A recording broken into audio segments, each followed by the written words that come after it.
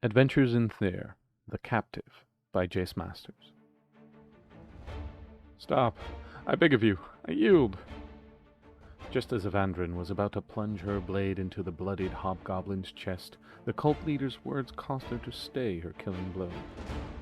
Still holding her blade an inch from the fiend's chest, poised to finish the job, she questioned, "Give me one good reason not to end your miserable existence here and now, Gerhold the Great," making sure to emphasize the cultist's title sneeringly. Panting heavily, the hobgoblin wasted no time. "Take me to Fandolin safely, and I'll tell you everything you..." He coughed up a thick glob of dark blood. "Everything I know about the summoning ritual we..." "Nice try," interjected Liliana's soft-spoken voice from across the ruined keep's hall. "We know all about your little ritual, and we've already stopped your warlock's attempt to summon your demonic friends." Her features were nearly as soft as her voice. The half-elven woman stood dressed in a form-fitting black dress, accentuated by green flourishes across its lines that ended just above her knees. Carrying nothing but a small dagger, she looked out of place in the carnage of the concluded battle, like she'd just arrived to witness its end. The only thing that gave away her partaking in the fight's event was a small trickle of blood running from her nose and mouth. "You may have thwarted our attempts here, but we all know that this is bigger than just this old keep," Gerhold replied, smiling wickedly through his pain. "As we speak, others are continuing the work my warlocks started here, and I can tell you where." "So you'll betray your master? I thought you cultists were supposed to go down in the fight," Vandrin mocked. "Isn't that your whole thing?" The toned elf stood over her quarry, sure-footed and statuesque despite her obvious injuries. Her muscles tensed and rippled underneath her light leather armor, ready to engage in battle at the slightest hint of danger. She felt the odd combination of whining pain and warmth radiate out from the cut in her abdomen in particular. "That goblin got me good," she thought to herself. "Better get healed up as soon as possible." "What good is a master if you're not alive to serve them?" the goblinoid replied. "Besides, you've slain most everyone here, so I have little to command anymore. The master doesn't look too favorably on failure, so I'd rather take my chances with you two." "What's your take, Lil? Do we spare this mongrel?" Evandrin questioned. "As long as we can bind him somehow, I think we should. Still, though, we'll be interested in hearing what he has to say at least. Maybe we'll even get permission to go into the mine." For a moment all remained silent, allowing the sounds of the keep and its surrounding nature to overtake the area as the winds howled its way through the open hallways and ruined walls, carrying with it the stench of freshly burnt corpses and liquefied remains. The wounded hobgoblin nervously stared at the point of the blade still aimed unwaveringly at his chest. The elfling before him seemed lost in thought, but the flexing of her muscles betrayed her continued focus, and Gerhold thought better of trying to make a break for it in his current condition. "All right, guess you'll live to die for your cult later, Slimeskin," Evandrin decided as she finally lowered her blade. "Let's get you nice and packaged up for transport, then. Keep an eye on him, Lil." Liliana nodded as she moved forward, making sure to keep some distance between herself and the two in front of her. Meanwhile, Evandrin sheathed her sword and grabbed a coil of rope from the side of her pack. "No struggling, Gur. Wouldn't want you to end up like your guards over there." Evandrin nodded over to a pair of slimy puddles adorned by some bleached bone and partially disintegrated armor. Calmly and without further ado, Evandrin tied the hobgoblin's hands behind his back, making sure to tighten the bindings enough to make escape impossible. Holding one end of the rope, Evandrin looked at her handiwork. Satisfied the knot would hold, she righted herself and pulled her prisoner to his feet. "All right, walk," she commanded. Without a word, Gerhold stood up, wobbled a moment, and proceeded toward the watchful Liliana ahead, fully aware of the rope cutting into his wrists. As the trio exited the ruined keep, the nature of the surrounding Darkwinter Woods almost immediately surrounded them. Though the goblins had cut down some trees for their timber, it was like the woods itself refused to yield and had grown itself back. Wary of the stories they had been told, Liliana set out to find the quickest and safest path through the woods and towards Phandalin as she knelt down to track her earlier footprints. Avandrin took in her surroundings. Looks like we have a few hours of daylight left. We should be able to make it out of the woods before dark with a little luck. Yeah, Liliana replied, still focused on the earth before her. Best get going. We've got a path. The three set out on the path indicated by Liliana, ensuring that their prisoner was always in Avandrin's sight between the two of them. As they crossed the threshold into the wood proper, the overhead cover from the canopy draped them in a swirling of shadows, as the sun's rays attempted in vain to pass through to the mossy ground, leaving behind the musty smell of the keep's interior and breathing in fresh air devoid of the smell of burnt or sloughing flesh had been a welcome change. But there was always an uneasiness about travelling through these woods, so both women kept their guard up as they proceeded. An hour or so into their trek into the woods, Liliana was the first to notice a change in atmosphere. Something was off. She held up an arm, signaling the others behind her to stop. Avandrin ceased moving immediately, followed shortly after by Gerhold, though not before a branch snapped loudly under his feet. Liliana scanned the surrounding area. She could clearly feel a presence near them, watching them. Her eyes failing her, she turned inward and focused her hearing. It was then that she noticed it, an absence of sound. There was the wind rustling its way through the leaves above and around them, sure, but no other natural sounds reached her. No bird calls, no skittering, no burrowing, nothing. Then she spotted them, two glowing yellow eyes. At the edge of her vision, the eyes unwaveringly stared her down. Strangely, though, she could make out no features to accompany the eyes.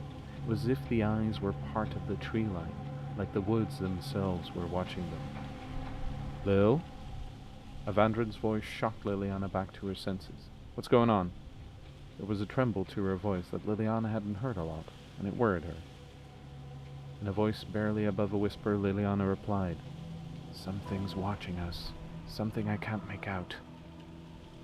Ah, so you finally spotted them too. Gerhold's voice had a different ring to it. The coarse rasp had been replaced by a cold and slithering tone.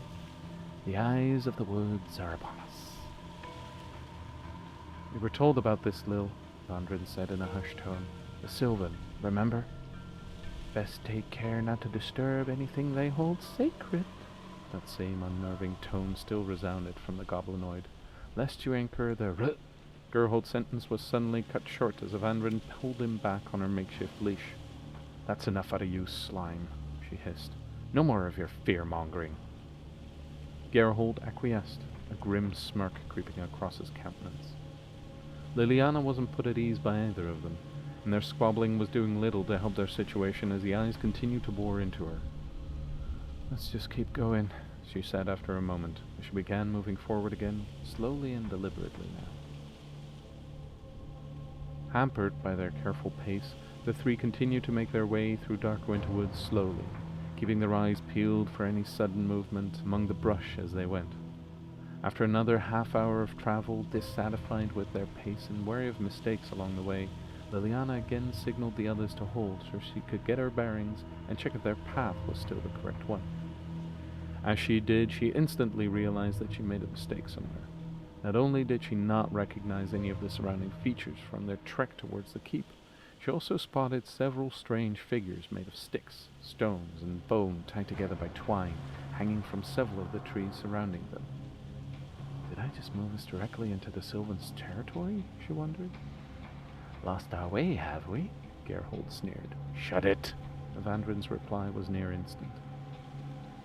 Shutting them out, Liliana focused once more. Give me a moment. The same absence of natural sound hit her once more, but there was something else around them now as well, an oppressive force bearing down on them, as if the trees themselves resented their presence among them. She realized suddenly that her heart was racing.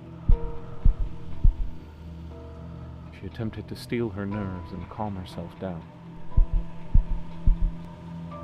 She began hearing whispers all around her.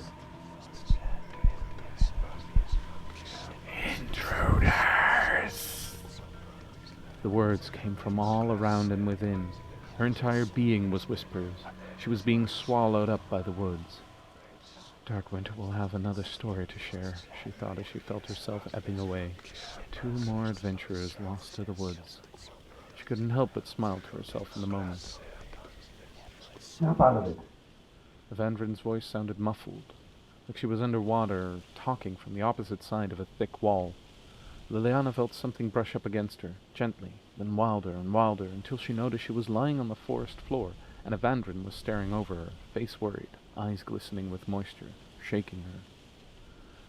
"What happened?" Her own voice sounded weak. "Why are you crying?" "I'm not, you idiot!" Evandrin wiped her face with the sleeve in a vain attempt to dry her tears. "Besides, the bigger question is, why would you lie down in the middle of a haunted wood?" The question lingered but for a moment until an answer provided itself forcefully as roots erupted from the earth around them, wrapping and restraining them. Instinctively, Evandrin attempted to grasp her blade, but the roots tightened their grasp on her arm, cutting and tearing into her flesh. Evandrin, still weakened from the wounds inflicted upon her earlier, let out a sharp yelp and forewent any more movement as blood began trickling down her mangled arm. Liliana, still recovered from her drowned state, recognized the danger too late. She was swiftly lifted up off the ground and held there. All she could focus on were the yellow eyes staring at her from the nearby tree as the whispers at the back of her mind demanding she listen to them. Seizing his opportunity as the distracted warrior elf jumped to the aid of her unconscious ally, Geralt had attempted to wrest himself loose from the bindings that held his hands, but quickly abandoned that idea as he discovered the knots wouldn't budge. Opting instead to make a run for it, he turned around only to be met with a wall of roots, crushing and clawing their way towards him. Unable to dodge the onslaught, he too was quickly subdued. As the roots moved the 3 to be facing the same direction, their eyes met a nightmarish sight. A 7-foot-tall tree no more than 15 feet away from them slowly but deliberately moved in their direction on trunk-like legs. As it moved, they began to see more and more details. Arms culminating in large 3-fingered claws unfurled from its branches as the brush above gave way to reveal numerous animal skulls in place of a face, yellow eyes burning from underneath them. The figure stood silently before the 3, seemingly waiting for something.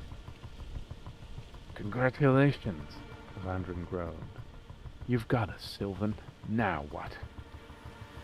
There was no obvious response as the ghastly sight in front of them remained unmoving save for a slight swaying as if moved by an absent wind. "Interloper!"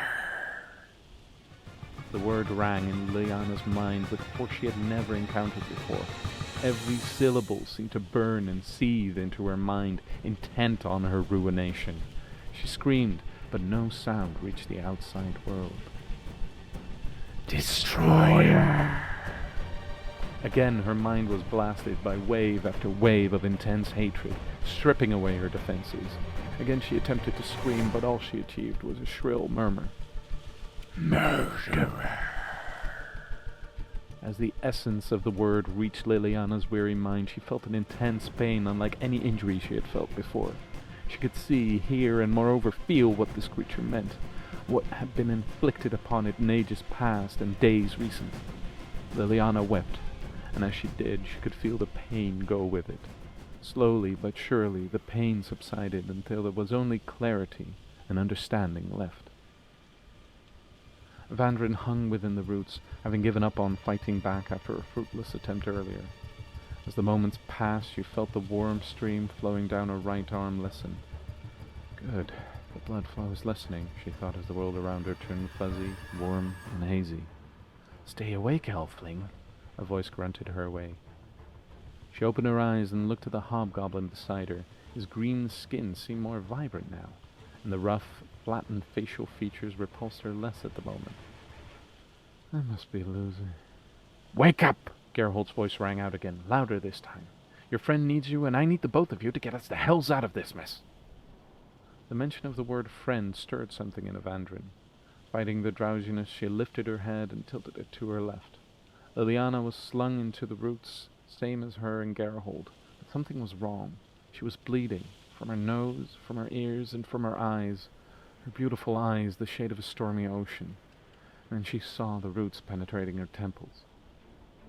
Vandrin felt something stir inside her, a rage she had not felt before. Screaming aloud, she ripped her arm free from the roots that bound her, not caring for the skin she tore off in the process. She grasped her sword and in one fluid motion drew it from its sheath and cut clean through the roots holding Liliana in place. As Liliana fell, time seemed to slow for Evandrin. She had to catch her. She had to protect her. Her Liliana. Her Lil. A sudden pressure in her lower back stopped her from moving, however. She reached back with a free hand, feeling something hard around the area, retrieved it, and looked at the wet crimson her hand was now covered in for a long moment before realizing she was looking at her own blood as her world turned black. A sudden flash of movement before her caught Liliana's attention. Everything became less clouded, and gravity seemed to take hold of her once more. She fell, but the hard soil below softened to her touch, providing a cushion of mulch for her landing. She understood now. The Sylvan of Darkwinter Woods, their suffering, their loneliness, their curse. She had to help them if she could. As she sat kneeling in the clearing, she somehow understood it all. Speaking in a language unknown to her, she bade the Sylvan to depart for Cragmaw Keep immediately, and cleanse it of all outside influences. Without a word or sign of understanding, the tree-like creature receded back into the foliage behind it, disappearing from view not long after. The familiar rough grating of Gerholt's voice suddenly rang out to her. "Hate to break it to you, Elfling, but I'm pretty sure your friend's dead." Liliana sprang to her feet and wheeled about before realizing it, facing Evandrin. Her face was ashen, as was the rest of her body save for the parts covered in crimson. Somehow she was still upright, though her limp legs could never be carrying her weight. Her sword hand, though stripped bare of any skin, still held on to her blade, a trail of blood running down it. As she took in the sight, Liliana only then saw the large roots sticking out from Evandrin's lower back. "Help me get her off," she commanded. Reluctant, the hobgoblin replied, "Can't do much like this," as he showed her his still-tied hands. Exasperated, Liliana stated, "Fine." She cut the bindings from the prisoner's hands using her dagger. Before she could do anything else, the goblinoid's hands had found their way around hers as he ripped the dagger from her. Shocked, Liliana just stood in place and stared for a moment. Then she moved back to her friend, ignoring the now armed Gerhold. "So are you going to help or not?" Puzzled by this move, Geralt hesitated for some time before stowing the dagger and reaching out his arms to help the elfling lift her friend up from her impalement. "You do realize this will do nothing at this point, right?" he interjected while pushing up the blonde elfling's body. "She's a goner without proper healing, and you don't look the type." "We'll figure something out," Liliana began rambling. "Take her to Fandolin, to Sister Garial, or Sildar, or the Fives Hive, wherever." "Again, I'm sorry, but that's not going to help if she's dead. I've seen enough dead soldiers to know when I'm..." He paused. "When healing just won't cut it anymore." "But we have to do something." Tears welled in Liliana's eyes, still stained red by the blood. "She's my friend. She's my only friend." A loud, squelching noise sounded as the two finally managed to pry Evandrin's body off of the massive, upstanding root. As gently as possible, they laid her body on the ground. The extent of the damage that had been done to her now became clear. Her entire frame was disjointed. Her left shoulder rested at least 5 inches higher than her right. Coupled with her lower right arm's complete lack of skin and the large gash she had sustained in the fights in the keep, her body was a wreck. "I've never had a friend." Gerholt's voice rang hollow. "What's a friend, exactly?" Without a moment of hesitation, Liliana stated, "Someone who's there for you when you need them. Someone you can count on. Someone who has your back, and for whom you would be the same." "What kind of question is that?" Liliana rose, dark swirls of magical energy around her. "My friend lies dying before me, and you want to replace her?" No, you misunderstood." He shook his head. "Here, let me show you." A faint yellow light began radiating out from Gerhold's outstretched hands. "Better not tie me up again after this," he muttered to Evandrin under his breath as he moved his hands over her body. "You let a slime skin heal you?" the barkeep bellowed out loud. "It's not like I had any say in the matter," Evandrin said as she shot a glance at the blushing Liliana next to her. "He's not such a bad guy, really," Liliana said under her breath. Well, I'd love to say that's the weirdest thing I've heard this week, but we both know I'd be lying. The man threw a knowing look at the building's new signage. Those idiots better not get into too much trouble out there. No money in an inn named after adventurers killed in some foolhardy attempt at heroics. So, Taylor, Liliana let the words linger for a moment. What's the Hive's policy on allowing in goblinoids?